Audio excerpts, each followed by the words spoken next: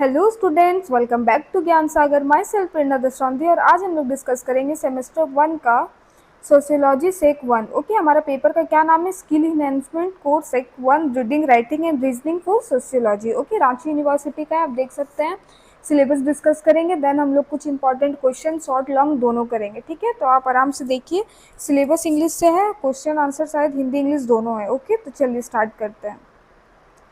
तो हमारा पहला क्या, इस कोर्स का ऑब्जेक्टिव क्या है कि हमारा रीडिंग राइटिंग रीजनिंग सारा सही हो जाए, किसके टुवर्ड्स द सोशियोलॉजी। ठीक है, हम कैसे पढ़ना चाहिए, कैसे लिखना चाहिए, कैसे क्रिटिकल थिंकिंग करना चाहिए, कैसे आप बाकी से अलग लिख सकते हैं, पढ़ के उसके अर्थ को समझ सकते हैं, कैसे मतलब वो सारा इसमें आपको पता चल जाएगा। ओके, तो चलिए, हमारा पहला कोर्स कंटेंट कितना है? टोटल 4 यूनिट में डिवाइडेड है, सब एक एक करके देखेंगे। पहला में क्या है? Introduction the virtues of repetition.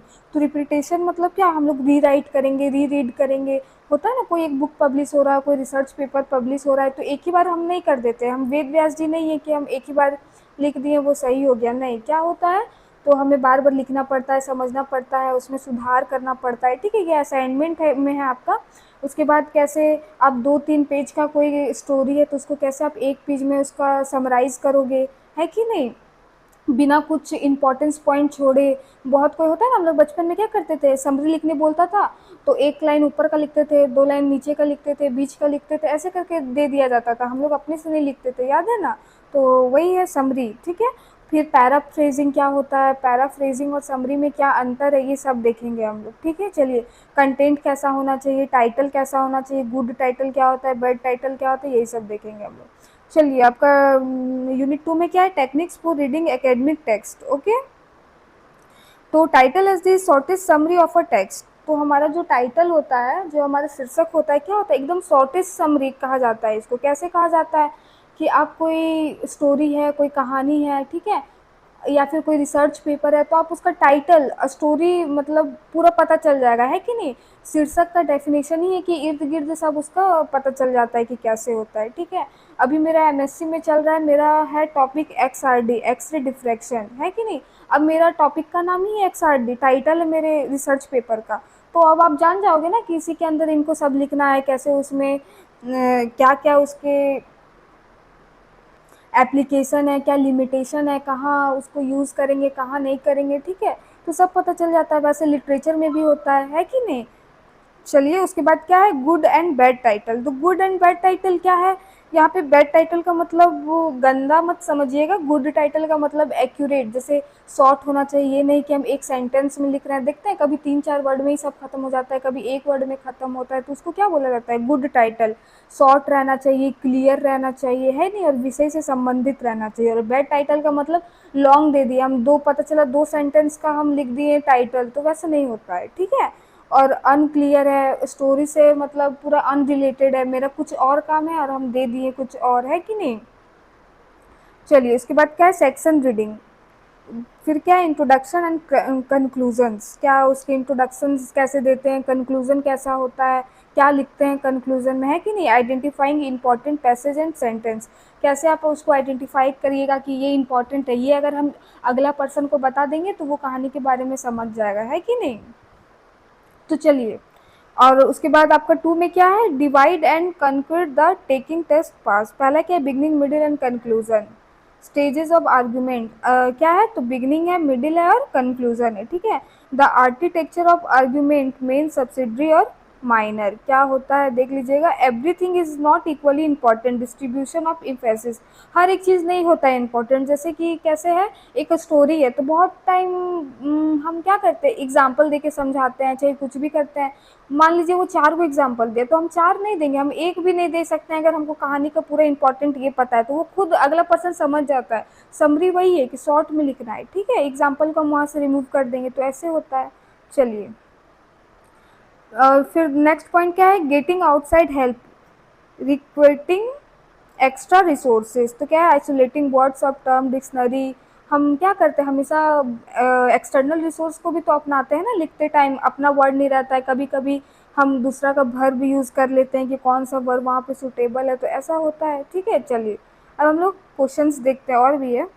फिर क्या है? Technique techniques for writing academic prose, ठीक है, कैसा टेक्निक होता है लिखने का वो देखेंगे हम लोग। ओके, फिर क्या है 3.2 में working with block section paragraph and sentences. फिर क्या है borrowing material paraphrasing quoting and citing. ये इंपॉर्टेंट है कि पैराफ्रेजिंग क्या होता है, हम लोग मटेरियल क्या करते हैं बाहर से निकालते हैं, वही हो गया पैराफ्रेजिंग कोटिंग और citing. Okay, the difference between paraphrasing and plagiarism, ठीक है, ये इंपॉर्टेंट है, ये वाला बता देंगे जब आएगा तो, ठीक है। फिर कोटेशन व्हेन व्हाई हाउ, फिर क्या है साइटेशन स्टाइल्स। ओके, उसके बाद productive ways of asking for help from teacher और ट्यूटर्स। फाइनल सेशन क्या है पीयर रिव्यूइंग क्या होता है, ठीक है। चलिए अब हम लोग क्वेश्चंस करते हैं, आपको सिलेबस समझ में आ गया होगा थोड़ा बहुत, ठीक है, नहीं आया तो आप स्क्रीनशॉट लेके एक बार पढ़ सकते हैं, ठीक है। तो चलिए पहला क्वेश्चन क्या है, what are the central objective of reading academic text in sociology and how do this objective help in developing sociological understanding. समाजशास्त्र में अकादमिक पाठों के पठन के केंद्रीय उद्देश्य क्या और ये उद्देश्य समाजशास्त्र समझ के विकास में कैसे सहायक होते हैं।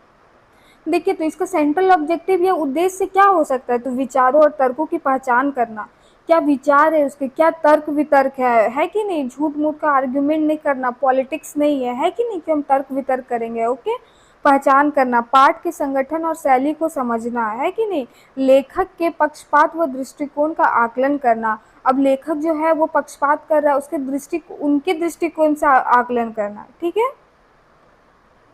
उसके बाद मुख्य निष्कर्षों को निकालना कि क्या मुख्य उसके निष्कर्ष है, क्या कंक्लूजन है, उन चीज़ों को निकालना, ठीक है। चलिए दूसरा क्या है, define paraphrasing in your own words and explain briefly why it is considered an essential element of academic writing. देखिए एकेडमिक राइटिंग में हमारा पैराफ्रेजिंग को समझना बहुत ही ज़्यादा इम्पॉर्टेंट है, ठीक है। एक्चुअली पैराफ्रेजिंग का मतलब क्या होता है, तो देखिए आपका अपना वर्ड्स रहेगा लेकिन उसका आइडिया थॉट्स किसी और का है, ठीक है।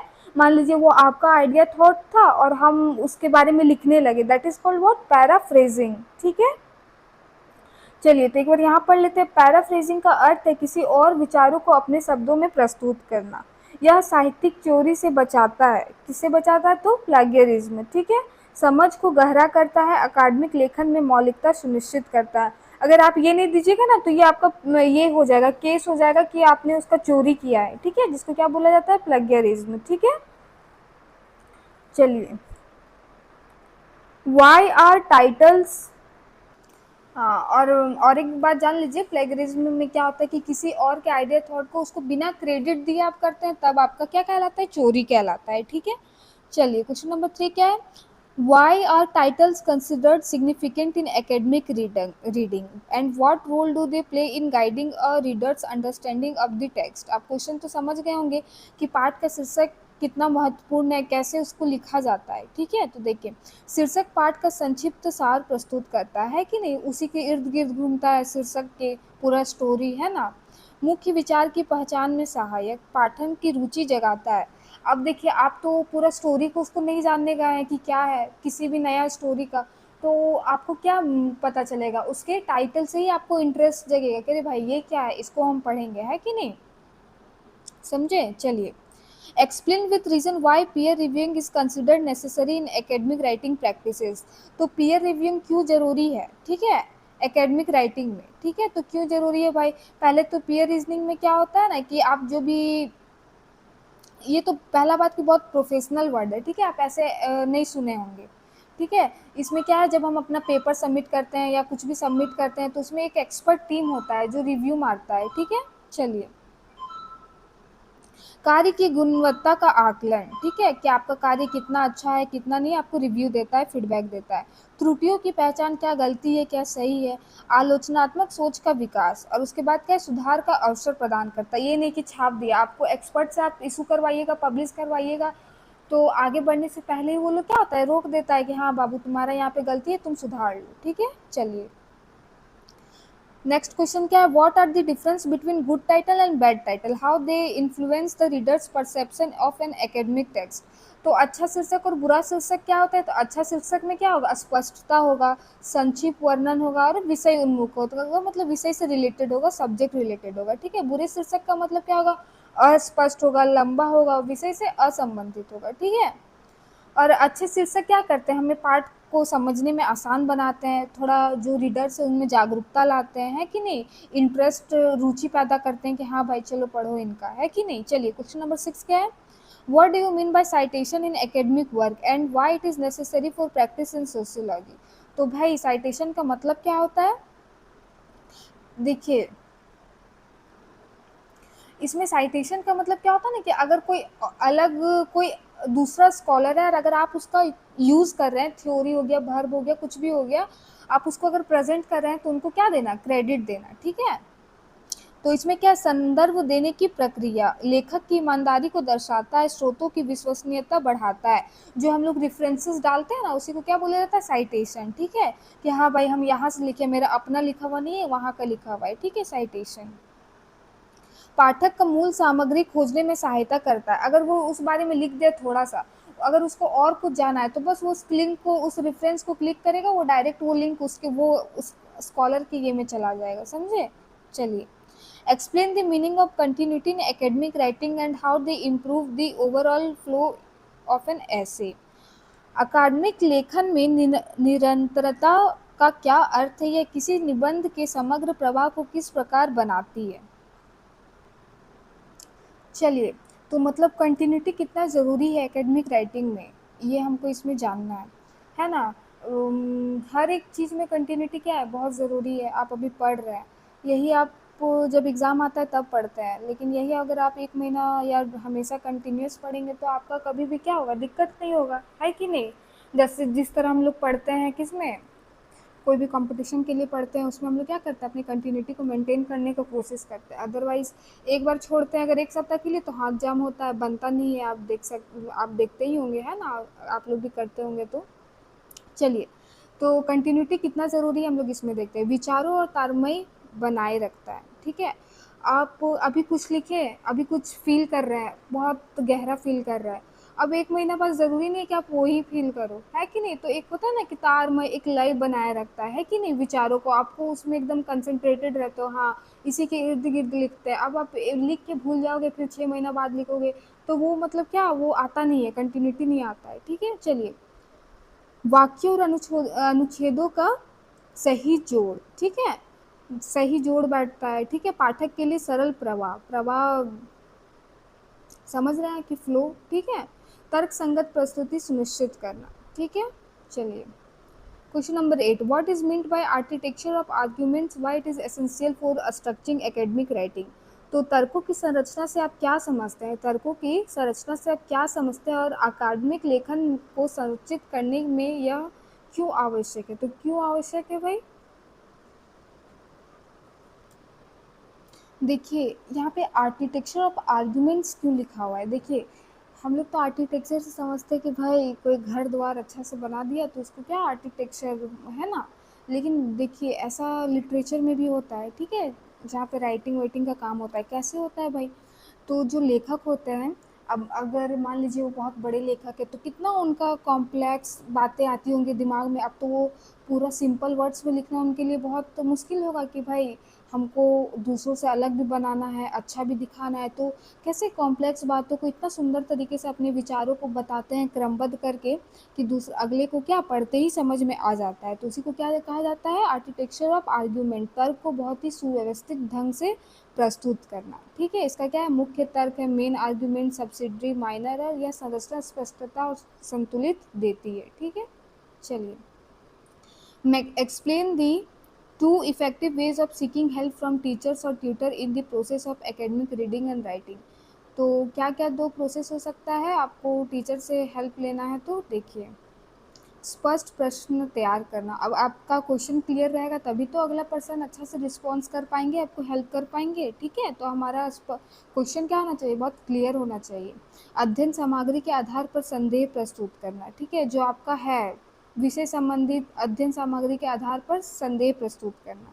संवाद को संक्षिप्त और विषय विशेष रखना। अब आपको देख लीजिए, ठीक है। 10, what do you understand by virtue of repetition in reading and how does it strengthen comprehension, ठीक है। पठन में पुनरावृत्ति के गुण से आप क्या समझते हैं और यह समझ को किस प्रकार सुदृढ़ करता है? तो समझ को क्या करता है? गहरा बनाता है, त्रुटियों को सुधारता है, मुख्य विचारों को आत्मसात करता है और लेखन की स्पष्टता को बढ़ाता है। ठीक है, अब लॉन्ग क्वेश्चन है, discuss the details the significance of academic reading and writing in sociology as tools for learning, analysis and research.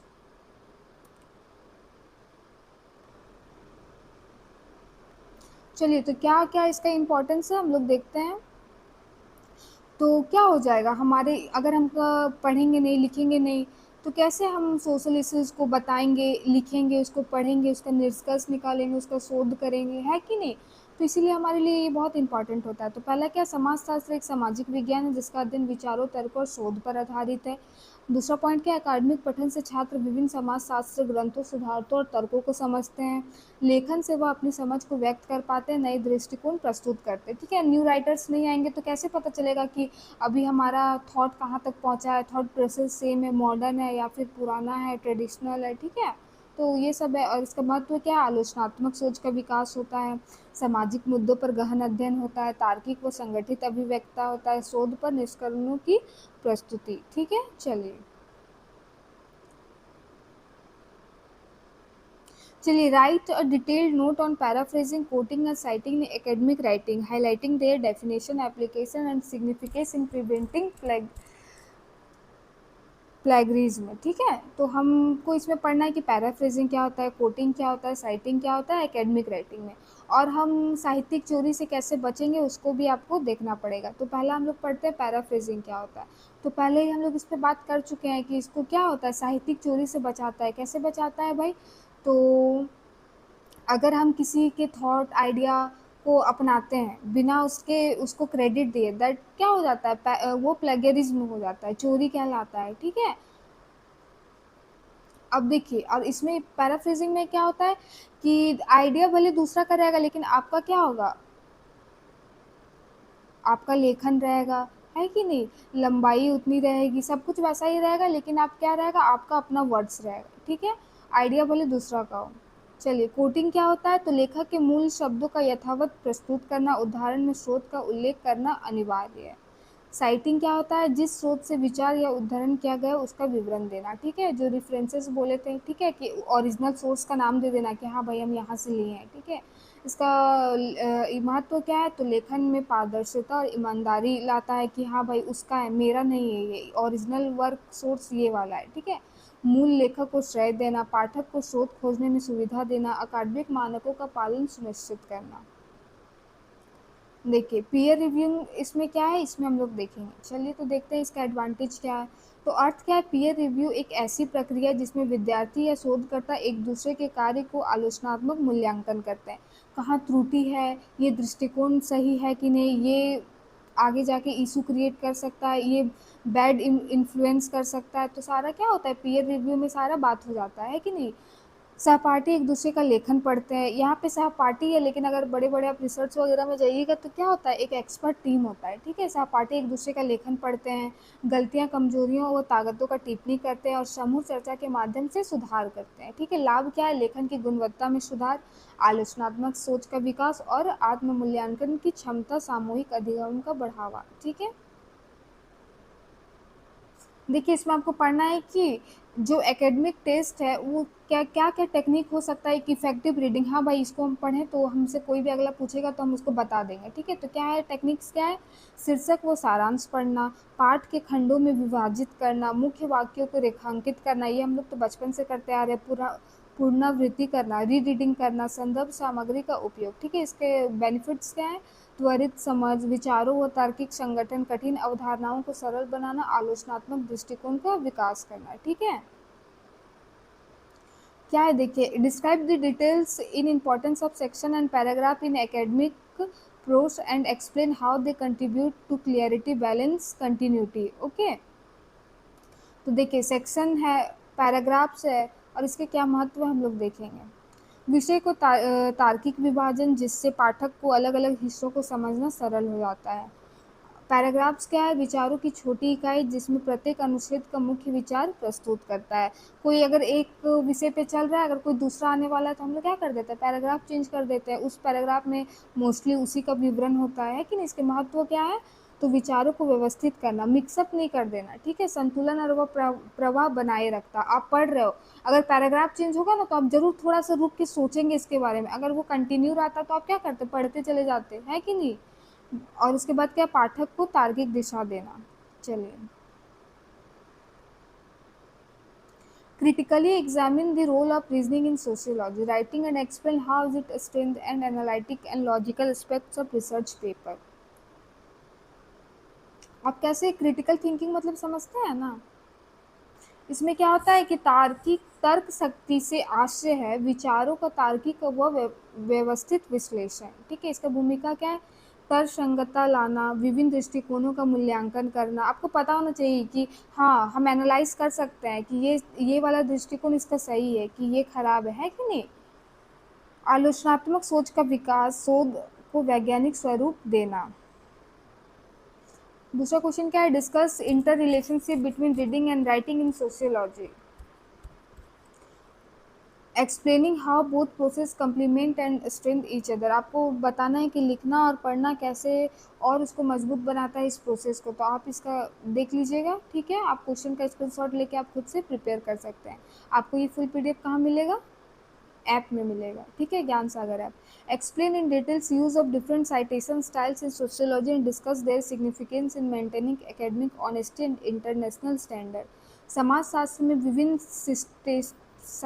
Citation शैलियों के उपयोग का विस्तार का वर्णन कीजिए। अकादमिक ईमानदारी तथा अंतर्राष्ट्रीय मानकों को बनाए रखने के उनके महत्व पर चर्चा कीजिए, ठीक है? तो क्या है? APA, MLA और शिकागो। महत्व क्या है? स्रोतों का पहचानना, पारदर्शिता बनाए रखना, अंतर्राष्ट्रीय मानक का पालन करना, शोध की विश्वसनीयता को बढ़ाना, ठीक है? आपका सही है कि नहीं? ट्रांसपेरेंसी होना चाहिए। अगर आप किसी का ले रहे हो तो उसको क्रेडिट दो, ठीक है? चलिए, वही सब क्वेश्चन है। होप वीडियो आपके लिए हेल्पफुल रहेगा। Thank you for watching. Have a nice day.